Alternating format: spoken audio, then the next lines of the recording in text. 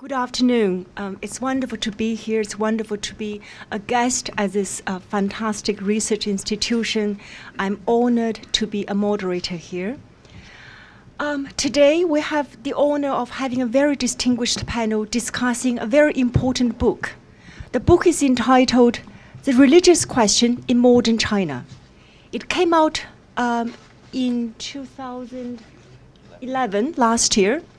And everyone in the field of Chinese religion has either read it or pretends he or she has read it. Professor David Palmer teaches in the sociology department at Hong Kong University.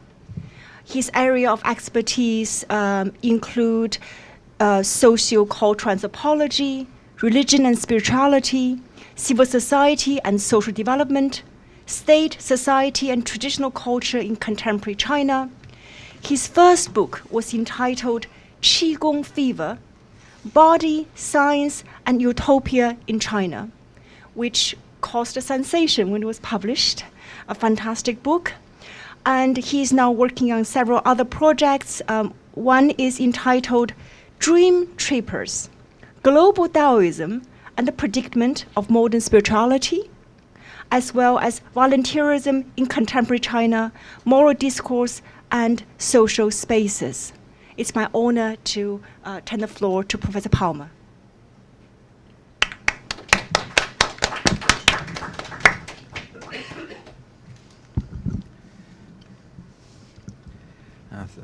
Thank you very much, Anna, and I'd like to thank the Berkley Center and Professor Jose Casanova and Becky Xu for really the great honor for inviting me here to take part in this discussion on this book, The Religious Question in Modern China.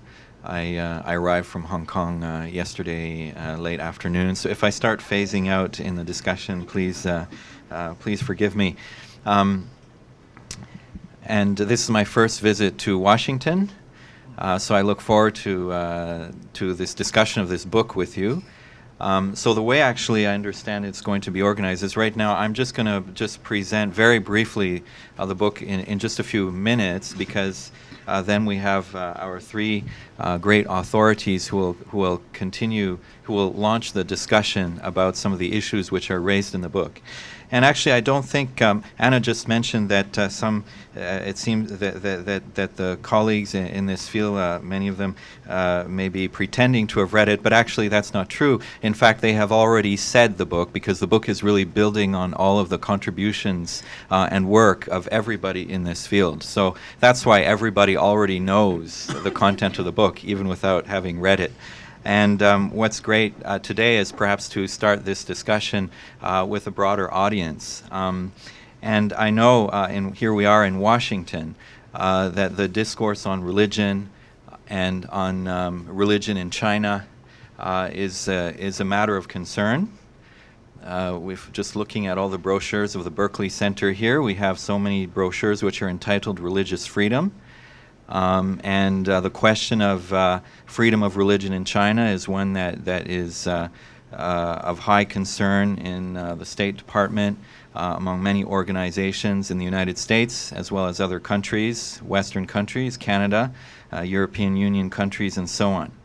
But I'm going to be very provocative right now by saying that actually, looking at things from another angle, it seems to me that China is one of the freest countries of the world when it comes to religion.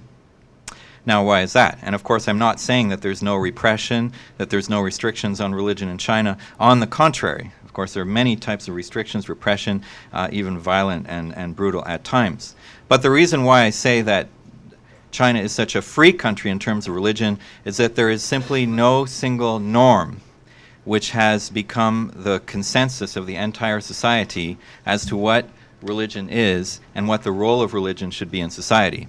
So unlike, for example, the United States, where religion, of course, is a hotly contested and debated issue, but the battle lines are clear. The participants are clear, and so the positionings of all the actors are also clear.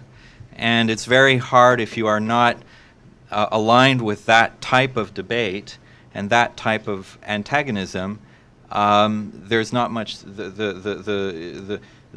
I would say that the space is dominated by a particular formulation of a debate on religion, and the same could be said of of perhaps most other countries. The same could be said of a country like France, for example, a country which has been we could say de-Christianized or de-Catholicized, and yet where in a sense certain norms, certain patterns of thought based on, derive from a certain religious heritage continue to dominate, to mold and to fashion the discourse on religion. But in China that is not the case. Historically, on the one hand, China has been a deeply religious country, but one in which there has been no single dominant religious institution, which has shaped in a hegemonic way, we could say, the understanding of the spiritual dimension of life and the role of religion in society. So we have this historic background, and then in the modern era, we have had a series of modernizing projects, campaigns, and revolutions which have served to further weaken whatever types of religious institutions existed in the country, and which have been conducted under the impulsion of certain modernist ideologies which have run out of steam today. And so, in a sense, we now find ourselves in China in a situation where the field is wide open, where there is no dominant religious institution and there is no dominant ideology about religion. And so traditions are returning of all shapes and stripes, religious ideas from abroad, secularist traditions from China and from abroad, and all mixtures and combinations thereof exist and are flourishing, and increasingly so. And so in that sense, the question of religion in China is a wide open one.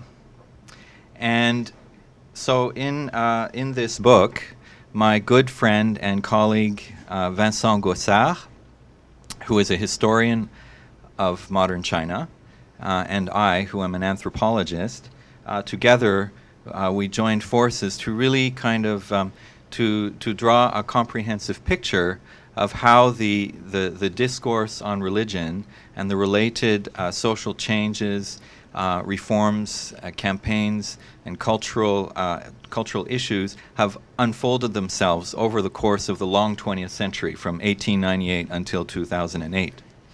And we've tried to do this in a way that transcends some of the limitations of studies which have existed before, which really focused on one single political regime, such as the Kuomintang regime prior to 1949, or the communist regime, or Taiwan, or Hong Kong. So or one religious tradition or another.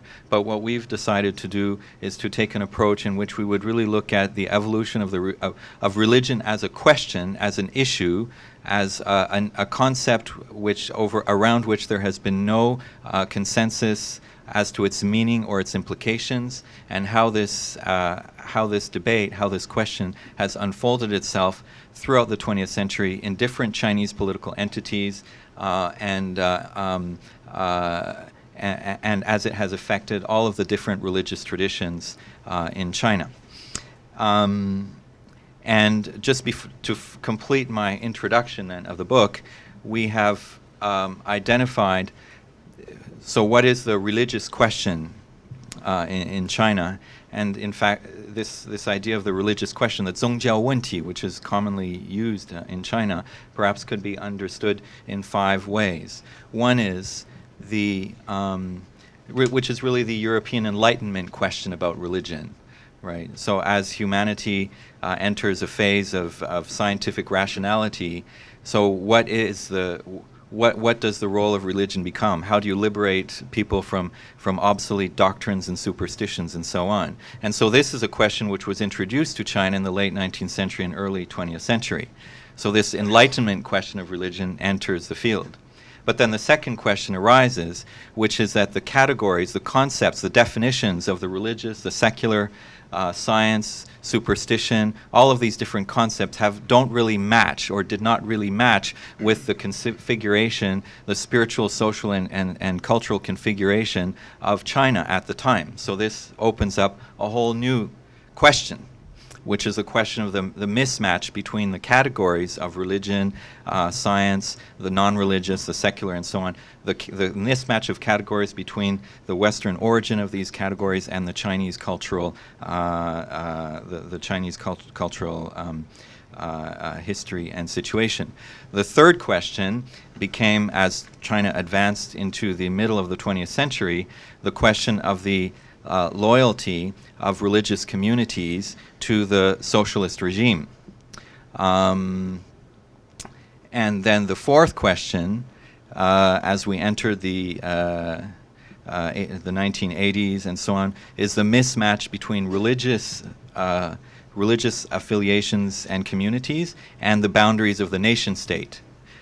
So as China constructs itself, or has over the 20th century constructed itself as a nation state, an ideal nation state is one where there's one language, one religion, all sharing the same boundaries.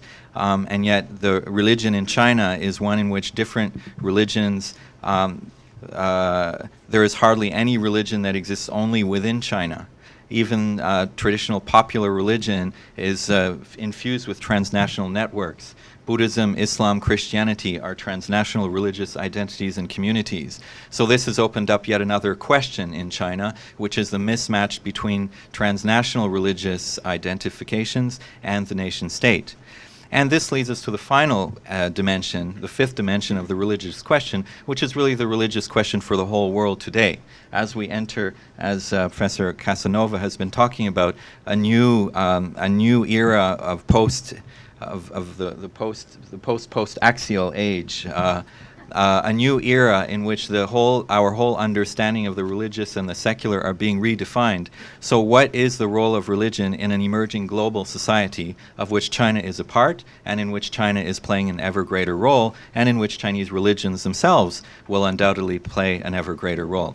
So without any further ado, then I will let our respondents to further discuss these questions. Thank you. Thank you very much, David. So our first commentator, each commentator will have about 10 minutes. So then David will respond and will open the floor for questions. Our first commentator is Professor Richard Madsen, who is a professor of sociology at UC San Diego. He is the co-author of 12 books on Chinese culture. And although he is also known for his work on American culture, he's one of the co-authors of the contemporary sociology classic Habits of the Heart, co-authored with Robert Bellah. Professor Madsen.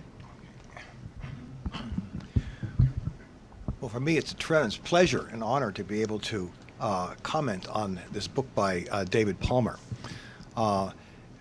This book is an enormously rich book, and it synthesizes a tremendous amount of literature. Professor Casanova this morning, I didn't count the number of books in the bibliography, but Professor Casanova tells me it's about 1,000. So there's about 1,000 works in the bibliography, about 500 of them kinds of studies written in the past 2 decades or so. So there's been an explosion of interest in religion in China. And this book pulls many of them together and gives us a kind of a synthesis that provides a platform to take this whole investigation to a new level. So I think it's an extremely important book and extremely rich, and I do hope all of you have a chance to get it and read it sometime. Now, just for my brief remarks, I thought I would try to be just provocative to provoke some thought and some critical reflection. At one level, this book to me is unsettling, unsatisfying, but not necessarily untrue. And partly it's due to the theoretical or rhetorical framing of the whole project. The basic way in which it's framed is in terms of what the authors call the social ecology. It's essentially a study of meaning and changing forms of meaning in China, especially in the 20th century. And some of these forms of meaning get labeled religion, a term coming from the West. Others get labeled superstition and so forth, and they interact in many, many different ways. And so there's this complicated ecology with each different movement influencing the other and being influenced by it and so forth. One movement helping another to transform itself and then being transformed in the process, etc. So there's it's a field that's in constant mutual interaction and mutual transformation and mutual change. That's sort of the picture you get of this development of religion in the 20th century. Now, this is unsettling in a way because, for one thing, from the point of view of kind of sociologists, and even a sociologist rooted in American culture, we like to think in terms of causality and linear, movements. You have your independent variable and your variable, and then things change and so forth. We also like our histories done in kind of a linear sort of narrative. That's our conventions. This unsettles all that. It really does. The way in which the book is presented is also illustrates this in that it's not a straight linear history of the history of 20th century China.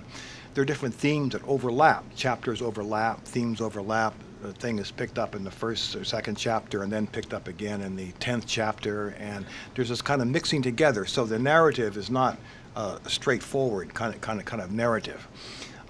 And the development is not straightforward. All these different elements interacting with each other. It's like a dialectic kind of logic, except unlike a kind of classic dialectic, there's no final synthesis or final sublimation. It's kind of all constantly in motion. In a certain sense, the feeling one gets from this kind of rhetorical metaphor is very Taoist. It's the yin and the yang constantly kind of interacting and so forth, but not leading toward a telos. And it's all kind of just keeps evolving and changing and so forth within a field. So that, in a certain sense, is unsettling and is and feels unsatisfying. Okay. Now, I think this picture, though, from what I've studied about China myself, is basically true. That's the way it is, and therefore, this history, this kind of protean, interactive kind of decentered history, is unsettling too these days for China's elites, its political leaders, also intellectual leaders, because most of them come out of or try to kind of carry on a modernist tradition in which we don't need religion in the modern world and so forth and so on, and it's all science and technology, rationality, etc. And they see this, or aware of this, and literally they do not know what to make of it. And they think instinctively this ought to be controlled somehow, but they don't have a clue as to how you would really control it. It's out of their control.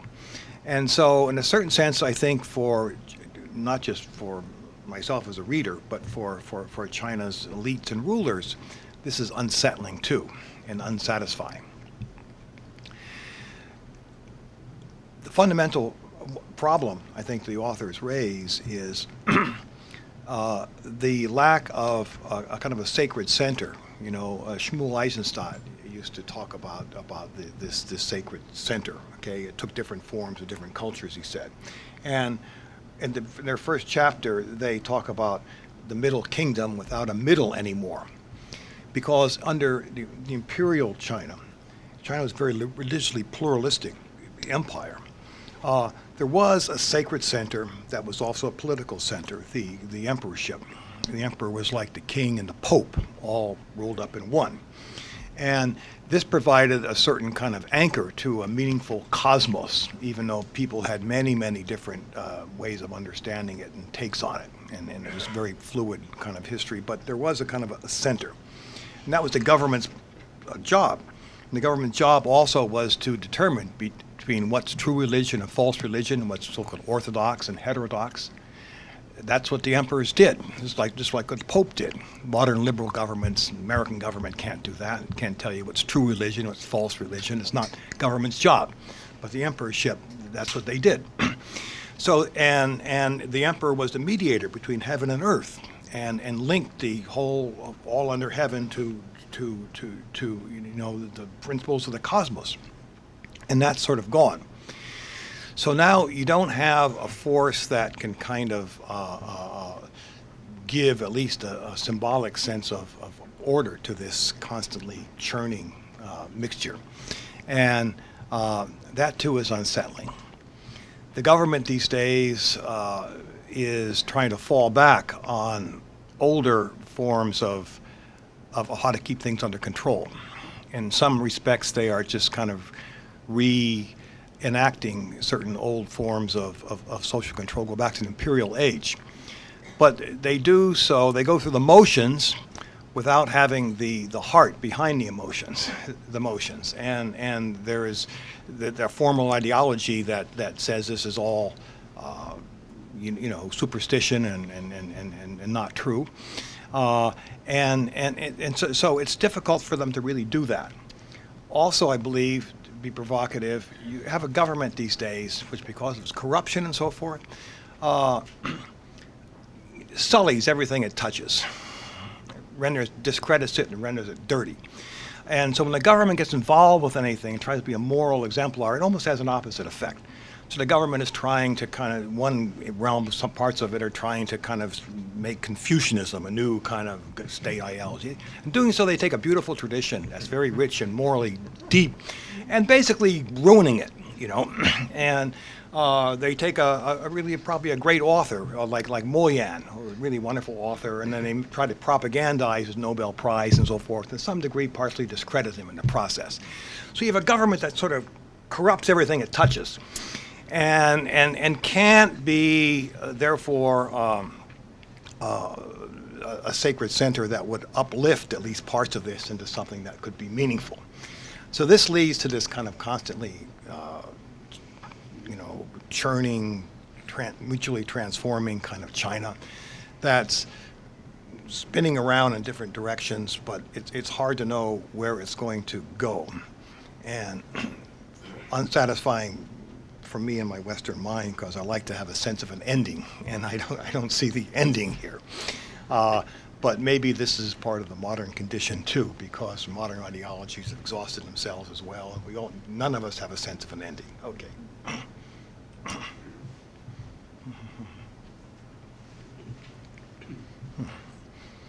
I think. Yes. I see.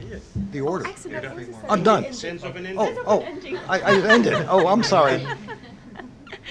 That was perfect. Sense of an ending. Thank you very much, Dick. Our next speaker is Professor Philip Gorski from Yale University. He's a comparative historical sociologist with strong interest in theory and methods and in modern and early modern Europe. Some of his very well-known books include The Disciplinary Revolution, Calvinism and the Growth of State Power in Early Modern Europe, as well as Max Weber's Economy and Society, A Critical Companion. He's now working on a book on the tradition of civil religion in America, I believe. And it's our pleasure to have Professor Gorski with us. Thank you very much for the kind invitation.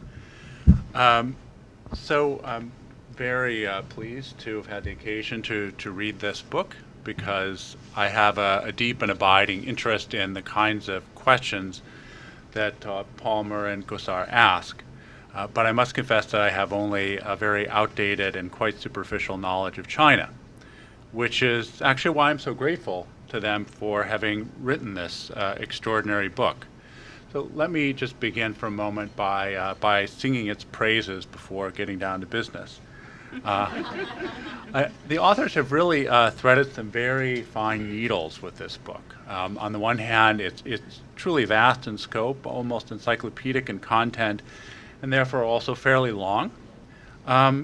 In short, it mobilizes a quite considerable erudition, which Jose has helpfully quantified for us, not his usual, not his usual MO. And yet I have to say I found the book genuinely hard to put down. If I had had enough time and caffeine, I'm quite confident I could have polished it off in one sitting. So that's a real tribute to the kind of the lucidity and grace of the prose. The book is also very theoretically sophisticated, enormously so. In fact, I would recommend it as a model for how to do the contemporary social history of religion, and yet it wears the theory very lightly. It's not weighted down at all with jargon and neologisms, not at all. The theory is really more like the framing and mechanicals of a beautiful building. It's there for those who have an eye for it, but for those who'd rather ignore it and just visit a few of the lovely rooms in it, it simply fades into the background. So it won't distract the casual reader at all.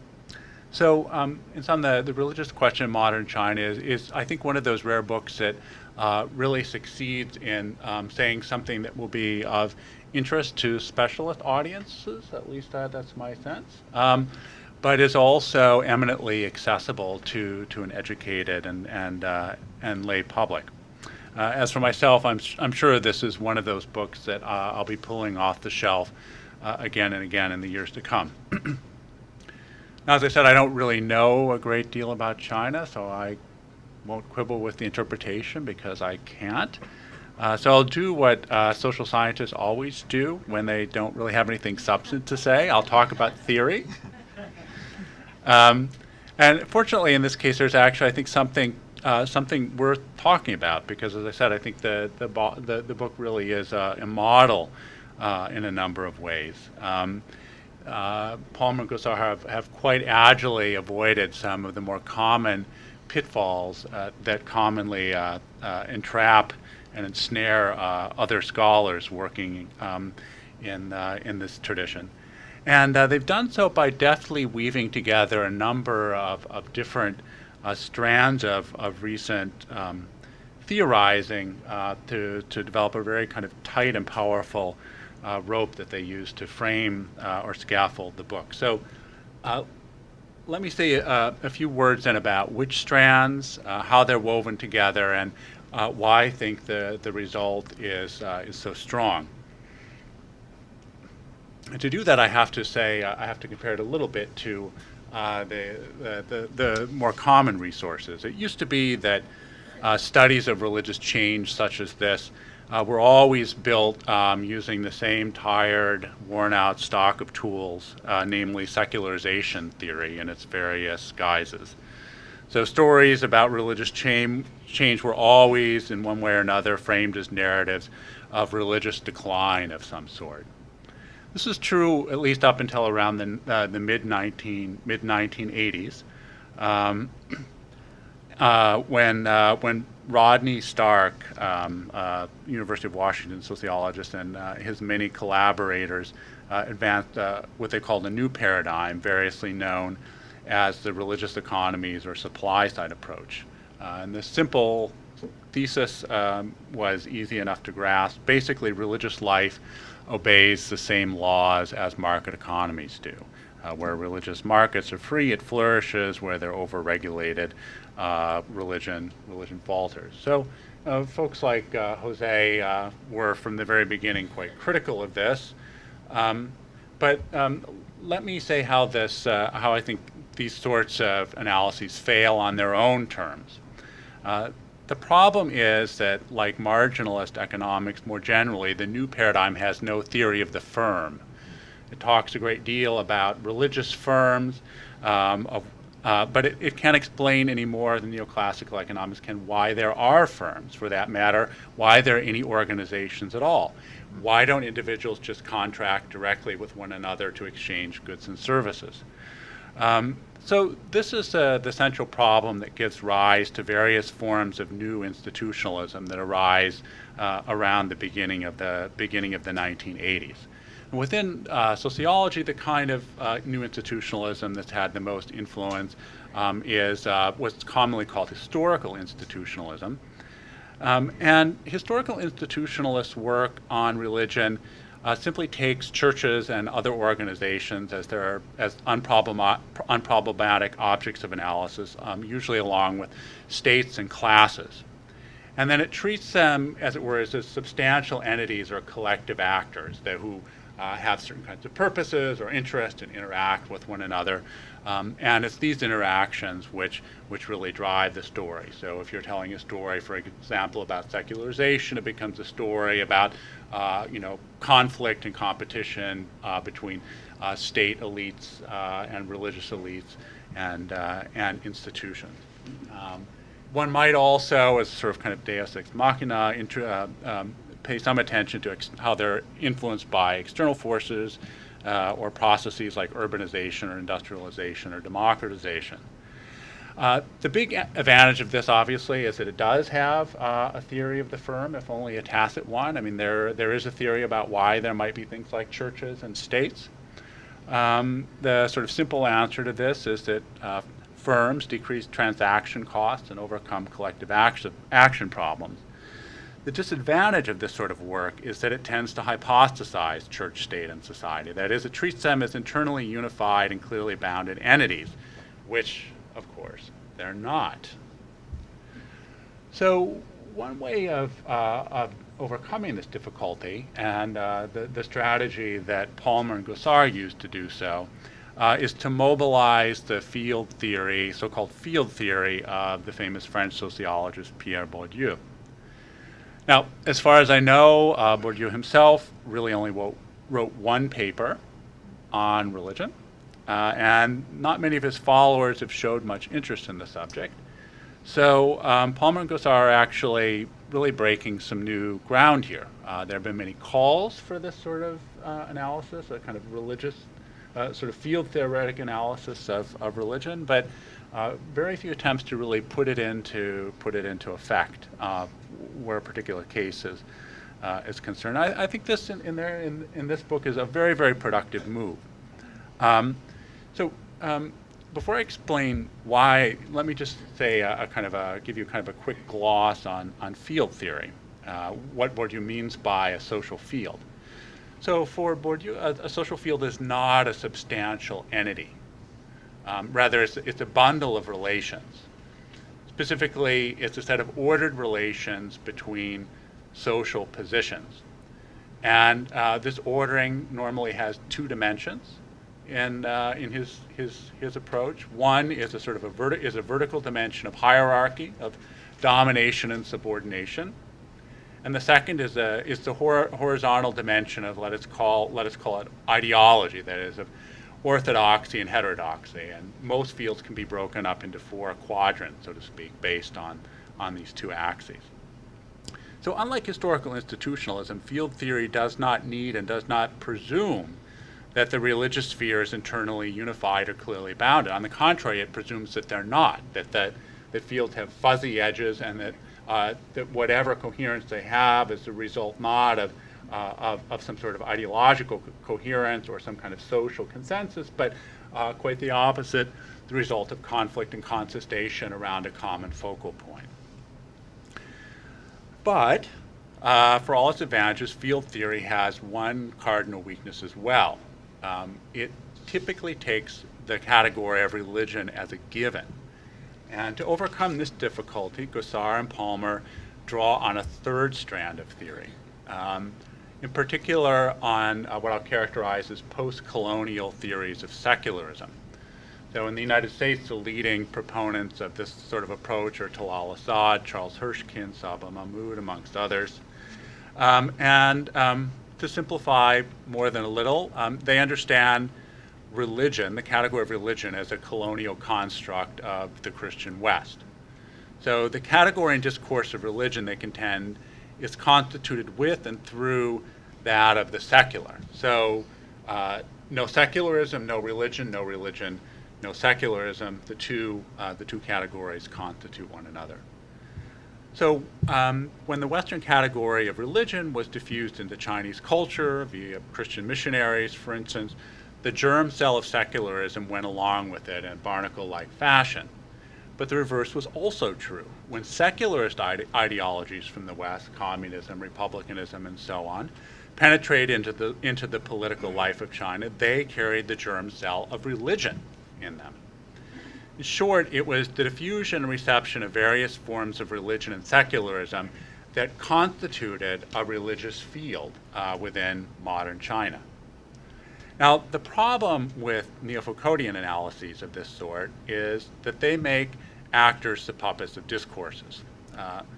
But this problem is easily and effectively overcome by weaving, by, as it were, closing the circle and reconnecting field theory to various forms of historical institutionalism, which allows one to incorporate struggles between actors and institutions back into the story as a way of understanding the sort of symbolic dimension of these kinds of social struggles. So I've said a great deal already. I just close by saying that I think this is an extraordinarily powerful synthesis and one that gives one the tools that one needs to move beyond the old and somewhat tired focus on secularization theory to address a variety of other questions that are of great pertinence to contemporary scholars, including questions of church and state, which is to say questions of the sort of regulation and recognition of religion and religious groupings in pluralistic regime in pluralistic societies, and the fuzzy and contested and vexed interrelationships between religious and non-religious and spiritual, organized and unorganized practices. And in this regard, in both these regards indeed, I think that not only does this book provide us with a powerful theoretical model, but it provides us also with an extraordinarily powerful historical mirror or cultural mirror from which to examine and re-examine the religious question, not just in modern China, but also in the modern West. Thank you, Professor Gorski. Our last commentator is Professor Jose Casanova, who needs no introduction, but I'm still going to say one word. He is one of the world's leading sociologists of religion. We have all benefited from his wisdom and his commitment to both the study of social theory and religion. Oh, thank you, Anna. As you can see, we are all sociologists on the table. It's not that sociologists have taken over Chinese studies. I have, feel no claim to any expertise on China. It is that we are also here as part of a project of sociologists to basically do a kind of habits of the heart study in China, namely the question of happiness in relation to the common good and notions of well-being and so on, and so how these conceptions are being transformed in contemporary China. So there are other sociologists, ethnographers of Chinese culture and Chinese society here in the audience, and so this is why this sociological concentration. But actually, David was trained not as a sociologist, but as a historical anthropologist. As a historical anthropologist, actually from the French tradition, and it shows both Vincent Gossard is an anthropological historian, and David Palmer is a historical anthropologist, and they bring this also French tradition, the whole culture of the sacred, which is much more complex than the theory of religion coming out of the Anglo-Saxon tradition. And so it is those things that frame the book.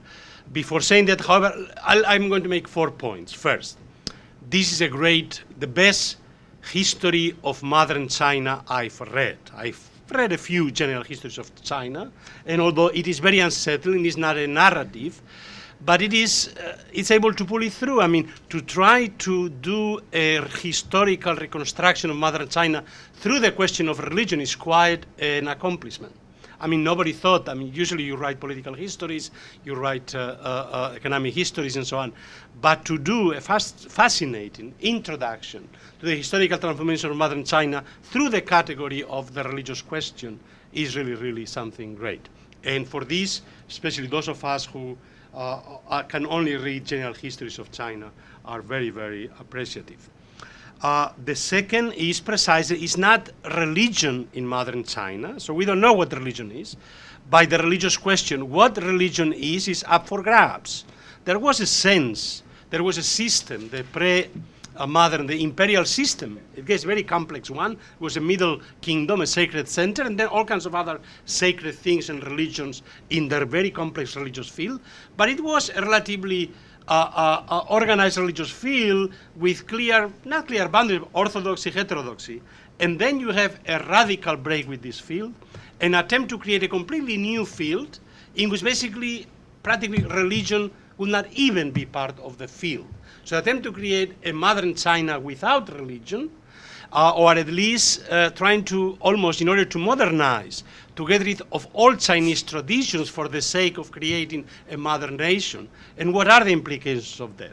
So it opens up, and this is what, as Phil has said, it links to the whole question of the category of religion and the secular. I fully agree with Phil that the post-colonial conception of it, that it is only a construction of Western secular modernity, of course, is very, very narrow. But the question how this historical construction of the religious of the secular coming out of Western Christendom becomes globalized through the colonial encounter, and how then other cultures are being reconstructed in the process. And this is what the book is all about, how the Chinese response to the modern challenge of the religious secular Western divide, and how this notion of what religion and secular simply cannot be imposed upon China. And here is where I come to the third point. But before coming to the third point, let me say that actually a week from today, there is going to be a big conference in Paris, organized by David Kalik, Vincent Gossard, Sortie de la Religion, Exit from Religion, with Marcel Gosset. Marcel Gosset is, of course, the great political theorist, political sociologist, that has the book The Disenchantment of the World, A Political History of Religion. That offers an explanation of how humanity exit from religion. Religion was a fundamental mistake at the beginning of history, and how somehow through Christianity is the religion that helps humanity exit from religion.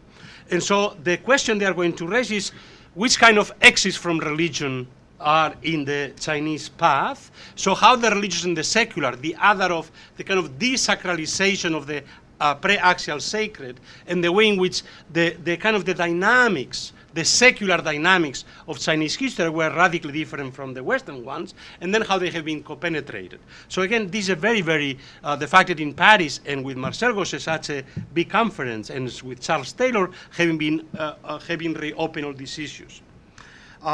So the third question has to do with the question of Bourdieu and the field. What is fascinating about the book is precisely that this religious field is not only there is a field, but that whatever religion is this protean hydraulic thing that you try to put it down here and then reimmerses there in another form. And this is the way in which they are able to see how every attempt to reconfigure the field, really things begin to pop up in health, in sports, in medicine, in all kinds of things, unexpected things. So the Qigong figure is one of them.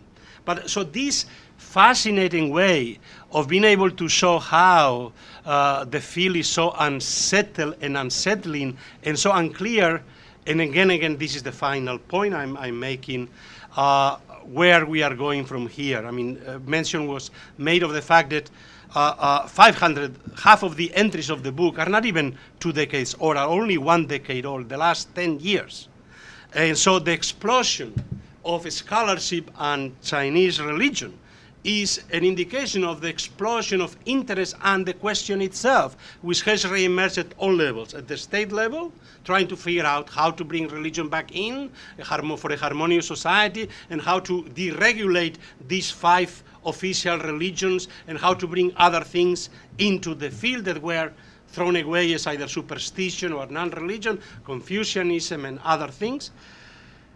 But also, it brings the whole question of the global transnational dynamics. What is great about the book is not only a history or a study of the religions in China. It studies all the religions of China, not only Chinese religion, but also Tibetan Buddhism and Uyghurs Islam and Christianity in China. But then it studies all Chinese religion outside of China and how has been transformed parallel in the 20th century. So the analysis of the transformation of Chinese religion in Taiwan, in Hong Kong, in Singapore, in all the diasporas, along with the transformations in China, makes it really, really a unique, fascinating, already kind of exploration into where we are now in this global age, where all these boundaries, so the field itself, the field of religion, the Bourdieuian field, cannot be territorialized within the nation state, is now open for grabs, is a global field everywhere, and everything, this hydraulic thing is simply being transformed everywhere in really, really unexpected ways. And in this respect, for those of us who have spent their life studying religion, this is really a book that both are extremely rewarding and that brings a lot of questions. The only question I would like to bring is, why don't you make more out of the category of the sacred coming out of the French tradition, and the problem precisely, or at least the tension between the category of religion and the category of the sacred, and how to work out sacred, profane, religious, secular. I mean, again, as you know, I will then bring the whole transcendent mundane as to the axial dynamics, but I think that the only way of trying to, at least analytically, not to impose order upon the field, but to see how complex the field is by precisely bringing these analytical categories, the sacred, profane, the transcendent mundane of the axial religions, and the religious secular of today, in the context in which it is the Universal Declaration of Human Rights, and the fact that religion is the right of every individual, and therefore it completely unsettles every religious field also, and the difficulties then for any state to regulate religion anymore. So this is the kind of question I will invite you to go into a bit further. Thank you. Thank you, Professor Casanova. Now we are going to hear response from Professor Palmer, and then we'll open the floor for questions.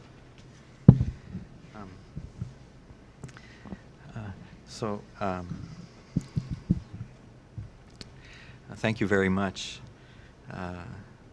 for all of your comments, and I feel that you've all been spending too much time in China, being influenced by the Chinese culture of kindness, so I will take all of these kind words as underlying these kind words are many suggestions for future investigations and research. For example, Marcel Gauchet's the connection between this book and the notion of the exit from religion. So I'll be talking. I'll respond a little bit about that, but I think that's certainly an area to investigate more. To be honest, I don't know very much about field theory. I've hardly heard about new institutionalism. And so thank you. This gives me a lot of new directions for investigating theory. There's been a lot of literature, a booming literature on religion in China, so it's taken a lot of time to read that, and I haven't had much time to read on theory, and that's now one of my new priorities. And so I think that will, some of these, some of these ideas, that will be very, very useful. Sacred, yeah. So actually, I'm working on another. Now I'm working on a project which really deals with the notion of the sacred. And it's one of my field sites is in northern Guangdong province in southern China, and I've been looking at traditional ritual in this in an alliance of villages in this place, and I'm interested in how the sacred is constituted in this traditional religious tradition, which combines elements of Buddhism and Taoism and the general popular Chinese religious culture, and hopefully through this study of this particular ethnographic case, there might be some insights into looking at how the sacred is constituted in the Chinese tradition. And one of the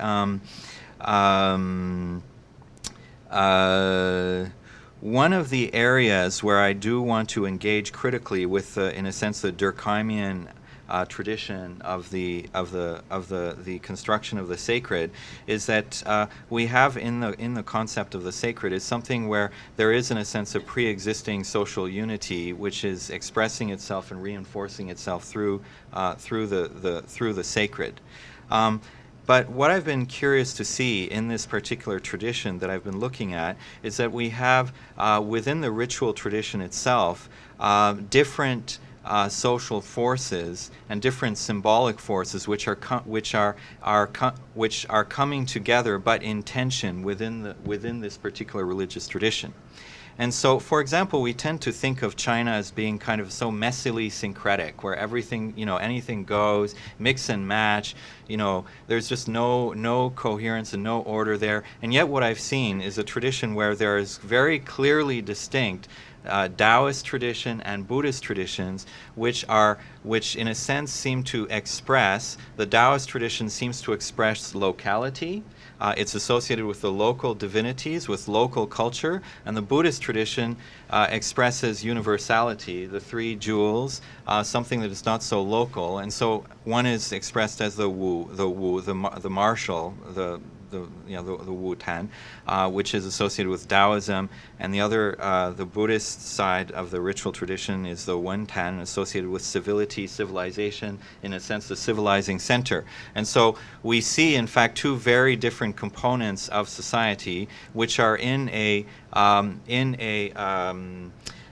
some kind of tension. And yet so there is a tension that is there, but it is a tension that is played out through a ritual that unites the two. And so I think what I'd like to look at a more dynamic notion of the sacred, where we see how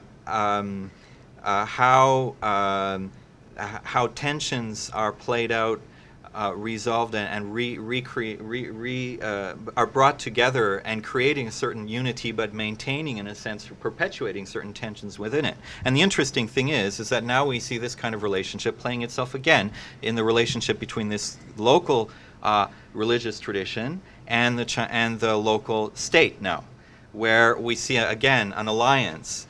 So in the tradition itself, we see an alliance between this Wen, the Buddhist, more universalizing tendency, and the localizing Taoist tradition. So there's this tension it comes together in the ritual, and now we see the local authorities coming in, both looking down on this tradition as a kind of superstition, something that is ideologically really for the dustbin of history, and yet at the same time trying to promote it as intangible cultural heritage. So we see a kind of ritual alliance, a new type of ritual alliance between these apparently contradictory elements. So how are different diverse elements brought together and integrated through the production of sacrality is a question that I'm investigating. I'm glad you brought it up, because I talked about this in Germany a few weeks ago, and people are like, why are you interested in this such an old school question? It's kind of passé. But I think the sacred is really fundamental, so I'm really glad that you encouraged me to pursue this. exit from religion, another area. Actually, now what's really interesting here, so Gaucher's idea is that actually Christianity was the religion of exit from religion, because it within it there's the idea that there is both the sacred and there is the sacred and the mundane. There is a distinction between the religion and the sacred and the profane within Christianity. So Christianity opened up the space of the profane, which then is in a sense the seed of secularization. So there's the idea of there are religions of the some religious traditions actually lead people out of religion. So now what's interesting is that in China we also see the opposite thing going on. So what are the spaces of entrance into religion? And so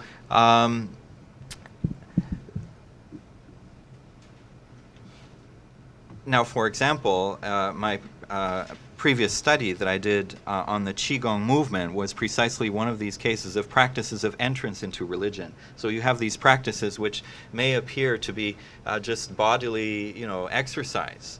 So they fit very well into a secularized society, secularized institutions, medical, sports, and so on. Just, breathe. What's wrong with breathing? Just breathe, relax, move.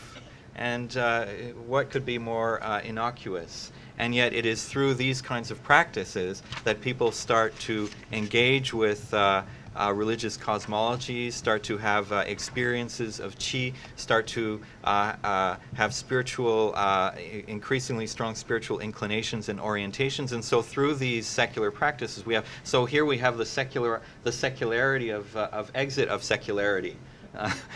Right, the secularity of entrance into religion. And so we have, that's where the water, you were talking about these hydraulics, you stop here and it comes out elsewhere. So we have these zones of entrance into the religious. And this is, maybe this can bring us to the unsettling, the outcome of the narrative here, where we end the book in terms of three scenarios for the direction of the evolution of religion, society, religion-state relations in China. And perhaps each of these involves a certain dimension of both exit from and entrance into religion. And so the first scenario, and the thing is about these three scenarios, is that we don't see it as a choice between it's going to be one or the other. But what we see is these different scenarios which go in very different directions, and yet which are now concurrently unfolding at the same time.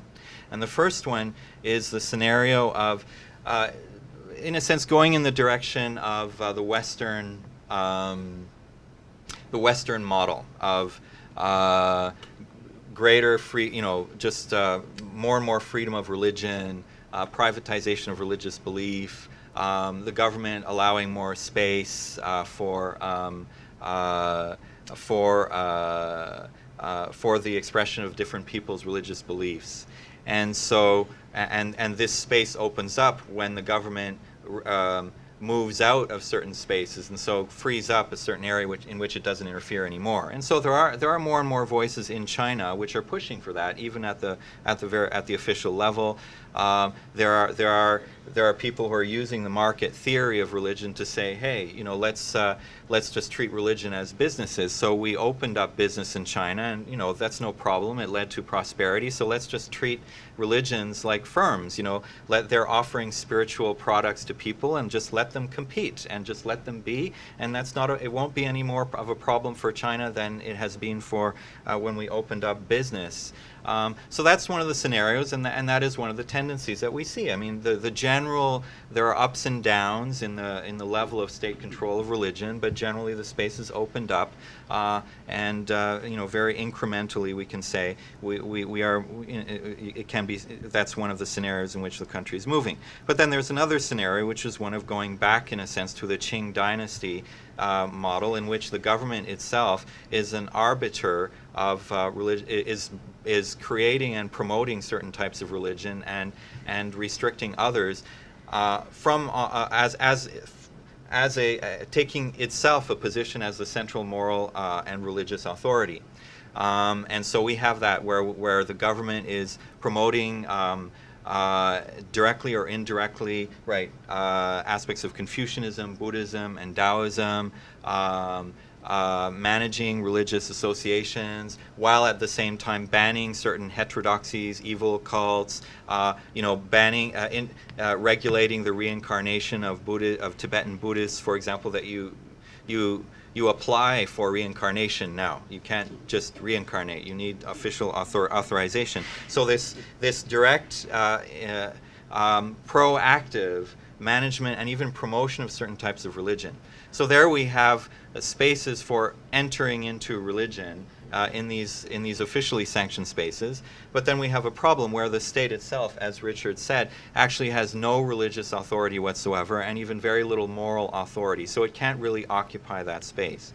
So this is a scenario that just can't really come to a resolution. Right, just as the first scenario can't really come to a resolution either, because as the government opens up more space, it doesn't want to let go completely, and it always wants to hold on to the possibility of closing up again. So it's again a scenario that is advancing and yet which cannot come to its full realization.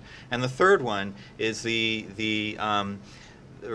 going back again to more of a past model of the state itself as the creator of a type of political utopianism, a spiritualized political utopianism. So as we've seen in the 20th century, going to the New Life movement, and then the revolutionary socialism, Maoism. So an important part of the story of China's religious story in the 20th century is actually the political construction of spiritual utopia, or the construction of a political utopia with elements of self-cultivation, moral activism, a strong spiritual dimension, one could say. And well, we'll see now after these changes and whatever, but there had been the tendency of resurrecting the Maoist cult to a certain degree. The revival in the past 10 years or so in the ideological construction of elaboration of Marxist and socialist ideology, and so moving back into that direction too of literally political forms of moral and quasi-religious utopianism. But yet, once again, it's a scenario that can't come to full fruition because it's one in which hardly anybody really believes in that anymore, and it's one in which probably there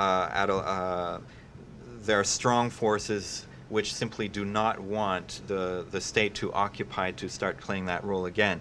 So we have these different tendencies which are operating simultaneously, but yet none of them at this state can really reach its full realization. Each of them involves aspects of leaving religion, but also entering religion. Each of them opens up another space for different groups to occupy certain legitimate discourses, to occupy certain spaces in which they can start doing whatever they want to do. So under the guise of intangible cultural heritage, you can start doing all kinds of previously banned local religious practices. Under the guise of socialist moral construction, undoubtedly there is room, and it's going to be happening, for groups of religious and spiritual background to use these legitimate discourses to do other kinds of things.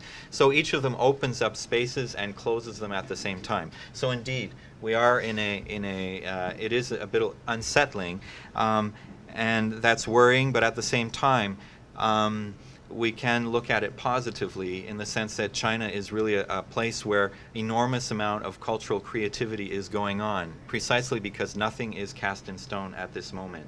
And so in spite of all the pain that all of this this unsettling configuration is causing for a lot of people, but it is also in a sense one in which nothing is cast in stone, and so the future is open for the future is wide open. Yes, so that's how we'll finish. Yes. Thank you very much, David. The future of Chinese religion is wide open. We have 20 open minutes for questions and answers. Shall we collect a few questions first, and then our panelists can address them perhaps as a group. First, could you please identify yourself first? Hi, my name is Grace. I'm actually from Hong Kong. So I work in University of Hong Kong before too. I guess my question is why you see Confucianism and also Taoism as religion? Because the Confucius said before, we don't know about life. We don't know anything about afterlife, and I understand that there are two aspects of Taoism. One is the more philosophy side, Zhangzhu and Laozu, and then there's also the local tradition, like sometimes eating some ash and then you get cured, your body get cured, that kind of more the superstitious aspect. But I don't see necessarily is a religion, so can you clarify that for me? Thanks. Oh, yes. Another question, please. Hi, Dennis McNamara, Georgetown University. Just a couple of things. One, it's not written in stone. I think it's Sarah, State Administration and Religious Affairs. I wouldn't agree with you. And I think when you're actually, at least from my perspective, living in China, people are looking to a lot of things, but religion isn't the first one that they seem to be looking to. I mean, they're searching for many things. Maybe values, but not religion in the sense that we use it. And pertinent to that, religion as we use it, I do think, you can make a comparison between France and the United States on some of these issues. But what are we talking about in China? And what's our comparative case? It'd be wonderful if we could make a comparative case with Korea and Japan, for instance. They're probably using the same theory of Bordeaux, however, in studying their religion, so I'm not sure it'd be a great help. But we're kind of searching around for a comparative case. There's embedded comparisons that we're doing whenever we're talking about China. Where are those comparisons coming from? That's probably the next generation of our scholarship. And finally, this notion of unsettled, Dick, that you bring up, or pardon me, not just unsettled, but the sense that the moral center is sullied. As you look, I'm from the Catholic Church, of course, and as we look across the Catholic Church, we have some moments there, including presently, we have some real serious in terms of corruption, in terms of, different issues. The centers go on. The centers are human. They take up a sacred mandate, but they're very human. I'm not so sure that the U.S. press focus on corruption in the Chinese government is seen so deeply across the population in China. Certainly seen deeply in terms of our media. But in terms of being sullied on everything they do, I'm not sure that's true for the wider population. Let's take one more question in the back, please. I'm Bert Wides, a recovering Washington lawyer. But since my initial training was in sociology and anthropology, I found this a fascinating session, and eager to read your book. But to take it down from the high Parsonian level of generality, I'd like to focus on my current interest that you went to at the end, the question of religious freedom in China, which is part of the Berkley Center's mandate. And you indicated as one of several ongoing scenarios that you saw developing, some freeing up of freedom of religion in the sense of the government tolerating a variety of religions developing. I, and I think a lot of others, see, in fact, it going the other way. All of the media in the U.S. talks about reform, but they're really talking about market reform. The repression of religion as well as democracy and other things seems to be increasing, and I would say the Chinese government or the party's efforts are to control and politicize the religion. The best example, perhaps, being when the Pope, decades ago, appointed dozens of new prelates there who were immediately imprisoned and replaced by political puppets who were presented as the replaced Catholic prelates. The slightly more above ground house churches on the Protestant side are still substantially repressed. The Tibetan and Uyghur Muslims go without saying. And you mentioned at the end the Zhejiang tradition. As you know, the Falun Gong, you mentioned it as a potential entry to religion. Of all the Zhejiang sects, have the greatest amount of spirituality and religious, what we would call religious values. Their repression is unbelievably horrific under, and was started by Jiang Zemin, who has created what's really comparable to the Inquisition against the Jews by the Spaniards for the Falun Gong, and he's probably the most powerful political string puller in China today. So I'm wondering if you could comment on why you see a trend towards possible religious freedom, and also if you would comment on the suggestion by the Obama administration and previous administrations sometimes that we have to respect cultural differences and not view the concept of religious freedom as such a universal human value judged outside of the particulars of Chinese culture. If I may exercise my power as moderator, I'm going to, if I may, address the question about Confucianism. Since I've been conducting research on Confucianism in China for about 10 years, I've been doing field work in Confucius temples for nearly 10 years.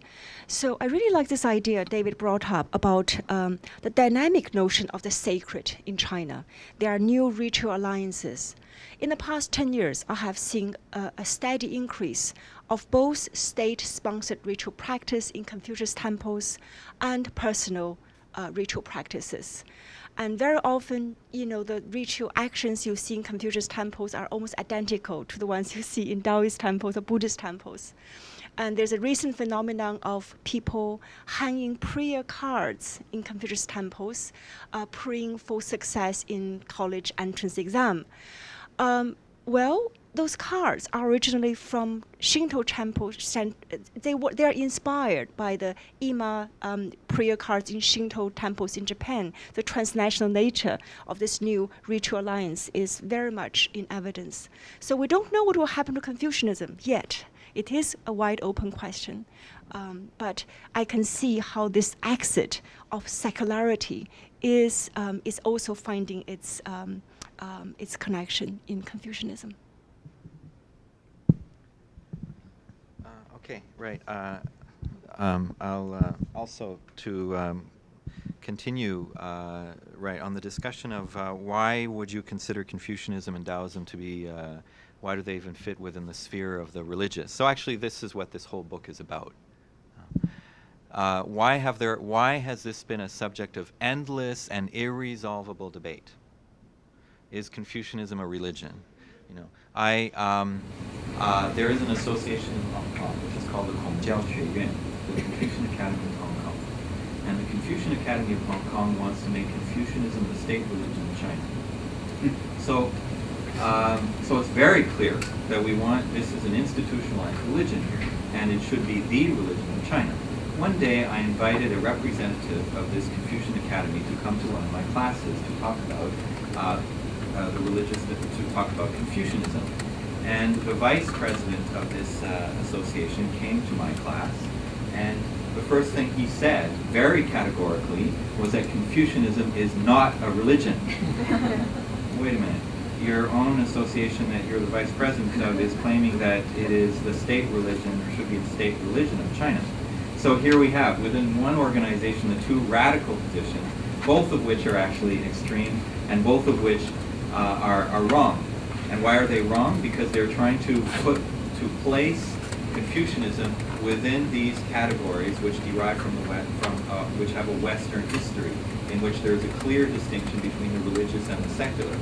Now, since right, as you mentioned, Confucius, on the one hand, he said you should practice your rituals, I might add religiously, right? You should practice the Li, you should practice them with sincerity. You should really don't give these rituals up. Well, what are these rituals? These are rituals to gods, rituals to ancestors, rituals to heaven. So there is clearly a religious dimension there, right? But then he said, well, let's not think too much about these. So you have space there for being agnostic. You even, as Xunzi said, you can even be atheist about it, but you should still do it because it's going to keep social harmony. So there is room within this tradition for taking both an atheist, to be an atheist practitioner of these rituals, but there is also room to be very, very religious about it. And I've taken part in Guangdong province in some rituals in lineage halls in which the level of religious exuberance is something that was a treat for the ethnographer. So you have everything, and now the largest, the fastest growing Confucian movement, probably in the Chinese world, is an organization called Yiguan Dao, one of the largest religious groups in Taiwan, growing very fast in Southeast Asia among Chinese communities, and also growing fast in mainland China. This group both studies, it's identifying itself as Confucian, and yet they worship. They worship, Xuan Xuan Shangdi. They worship Maitreya Buddha. So that's the thing. So you try to. That's the religious question. When we try to bring in these dichotomistic concepts, which come from the Western tradition, into China, then you end up with these endless debates as to where does it fit. And you have some people who try to fit themselves more on the secular side, so they try to reinvent Confucianism as a secular philosophy, fitting into the Western concept of philosophy, and you have others who try to fit it into a church-style definition of religion. And then you have a lot of others who don't care about this problem and who just go about combining different things in their own way. So that's the answer as for Confucianism. And Taoism, I think, is less complicated in that sense, but basically same idea. Now, as for for your question, thank you very much for bringing this up. And of course, this is true what you're saying, and the reason I didn't bring it up is I think in the discourse in Washington about religion in China, I think that's what everybody already knows, and so I wanted to bring in some of the broader context into which in which these kinds of these things are happening, but I'm afraid that it's not. For example, house churches. Now we have some of you work more on these groups than me. Some house churches, for example, are repressed, and we've been following in the past few years the case, for example, Shouwang Jiaohui in Beijing, and some other house churches. And so these are right. You have repression. You have arrests, imprisonment, all of this kind of thing that's going on. And this is not only happening in the Shouwang Church, it happens with other churches too. But these are the cases that are drawing a lot of attention. Now, there are thousands and thousands of house churches which are growing and which they do not have a legal status, so they're on very precarious ground, and yet they are growing, and their space is there. They are not being arrested or being They're not being interfered with in a severe way. The cases. This all depends on local circumstances. Often, how do these local religious groups interact with local authorities, and what are the attitudes of the local authorities? So every case. This is the same with temples. Same temples of Chinese popular religion. Catholic, even Catholic underground churches. In each of these cases, you have cases where there is repression, and then you have other cases where actually the space is there is growth. And of course, those are not the ones that are being that the media is going to be reporting on. So I'm not saying this to minimize these cases of repression, but I think we should look at the broader context. Falun Gong, yes. Right, now Falun Gong is one case where there is absolute and systematic repression, no exceptions whatsoever. But again, Falun Gong is one group. And the reason for which it has there has been such a strong repression is that Falun Gong has not only has it become so large, or had it become so large as to pose just by its very existence in large numbers a threat to the hegemony of the Communist Party, but it displayed that publicly. So unlike, for example, House Christians, who are more numerous than Falun Gong, but generally speaking, they've tried to keep a very low profile in order to avoid, you don't have 60 million Christians who are mobilizing and organizing demonstrations around Zhongnanhai, the headquarters of the Communist Party. So Falun Gong not only had numbers, but it displayed its organizational capacity, and it really publicly displayed its numbers. And so there's a dynamic. So what we need to look at in China is the dynamic between specific groups and specific segments of the state, specific leaders. As you mentioned, there's one individual, Jiang Zemin, and apparently some of the newer generation of leaders are not. They want to overturn this. They want to lessen or even finish this repression. But there are individual agendas at stake there. So for each case, we have to look at the group, the dynamics of that particular group. What is it even in the teachings of cosmology and theology of that group that leads it to have what kind of attitude to the state? Then who are the specific state actors, the departments, localities? So each case is really, so there are cases that turn into tension and even bloody tension. And there are other cases where you have smooth,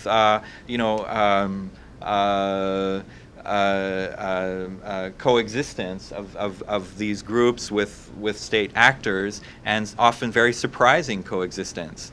And so that, again, is part of, in a sense, the unsettling dimension of the religious situation in China today, where it's very hard to paint a simple picture of what is going on.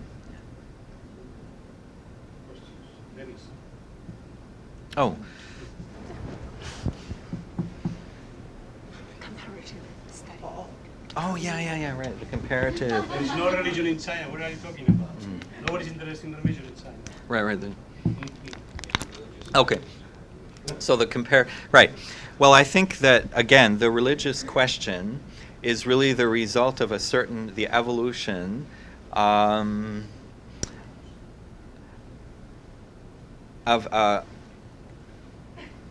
a certain type of comparison. Now, what we really, in a sense, the crux of the story, or why the story begins a religious question, is that Kang Youwei, reformer, Chinese reformer who operated the 100-day reforms in 1898, a Confucian, and who was embarrassed by the fact, and he wrote that foreigners come to China, they go into our temples, take pictures of our idols, and laugh at them. Therefore, we should get rid of all of these temples and all of their idols and turn them into Christian-style, church-style Confucian churches. So we have a comparison that comes in. In other words, we have these powerful foreigners coming in, and associated with their power is, well, they see a whole civilization there, a Christian civilization. And so is it that there is part of that, a reason for that power is the role of Christianity in this civilization. So what is it that we have missing? And so there's this idea that a civilization, and so all these Western ideas coming in, that a civilization, a nation has a religion. But what is a religion? So the definition of religion that comes in is one that is based on Christianity. So it is a congregation.